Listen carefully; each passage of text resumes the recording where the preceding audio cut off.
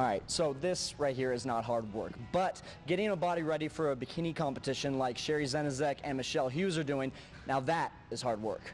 For 32 years, Point Loma Nazarene University softball called this field, Sunset Cliffs Park, their home. But less than a year ago, the city of San Diego took away that field from them, and as a result, they lost more than just a home field advantage. I feel like gravity was just pushing against me the entire time. Oh my gosh. Thanks for the cheering, guys, you know, really motivational. Ivan, coach says if you don't sing, try to serenade me right now, you're not in the lineup. Let's hear something, man.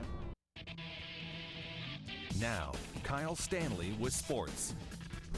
If the Rockies had it their way, they would choose not to play the Pirates. Colorado is just 2-4 against the team that finds themselves in the basement of the NL Central. Maybe the solution to those pesky scallywags is more cargo. And by cargo, I mean Carlos Gonzalez. You guys can talk football. What's going on? I want to go with the Bears, but that would just agree with you, and I don't want to. No, the Bears. So I'm going to be stubborn. Or lacquer. Well, you can catch us tomorrow night. The dimensions of a Major League approved baseball are as followed: 9 inches in radius, 5 ounces, and 216 stitches. All are designed the same, but not all are harnessed in the same way. And on Friday, the Giants challenged the Rockies' sportsmanship by accusing them of using baseballs that had not been stored in the famous Coors Field humidor. So the MLB decided that for the rest of the season, Colorado will have to leave all game balls in the umpire's playing site.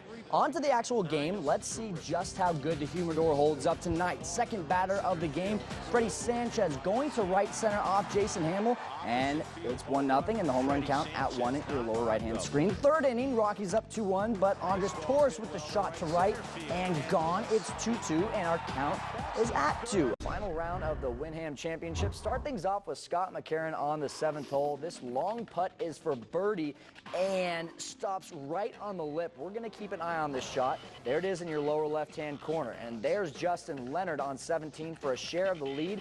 Nails it, and McCarron's ball is still fighting gravity. David Toms on the final hole for birdie and a share of the lead with Arjun Atwal. Got it. And back to McCarron's ball. Patience is a virtue, my friends. Drops in, and no lie, that was really in real time. Took 18 seconds for that ball to drop in the hole. That's going to do it for sports. Couple Mesa State games on the schedule for tomorrow. We'll have highlights of those as well as the Broncos and Ravens game. We'll be back. Chris Luby was born with cerebral palsy, put in a wheelchair before he could even think about taking a step, and unable to perform many day-to-day activities that you and I don't even think twice about. But because of these handicaps, the head coach of the East Bears, that's right, I said head coach, he's become an inspiration that no one saw coming. Yes, coach! He was born normal.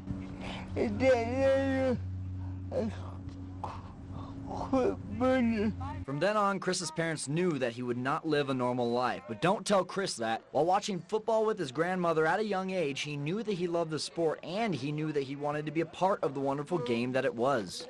People might say, oh, why football? Why not the best game ever? 1, 2, 3, waffles! He couldn't hit the field and open up a can of you-know-what, but he knew the way that it should be played. So while attending Grand Junction High School and the University of Northern Colorado, he convinced the coaches to let him assist on the sidelines. He is actually the brains of all this.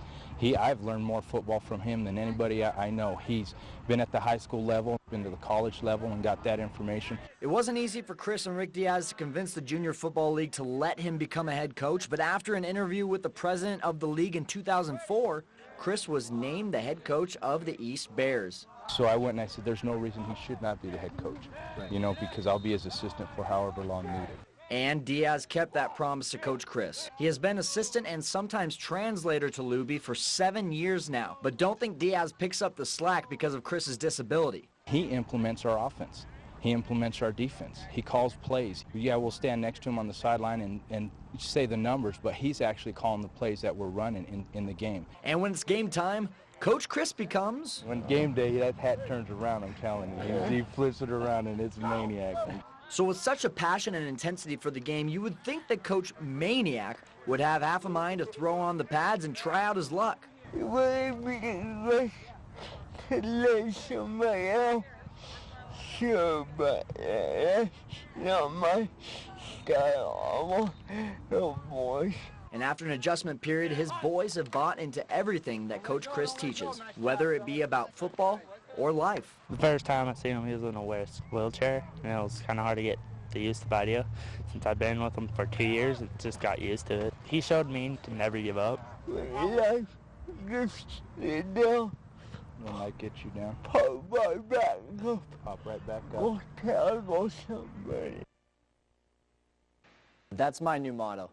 Inspirational stuff right there. If you want to check out Chris and his East Bears, they'll play the Mount Garfield Broncos next Saturday for their first game of the playoffs. Game will be at Canyon View, but the time is still to be determined.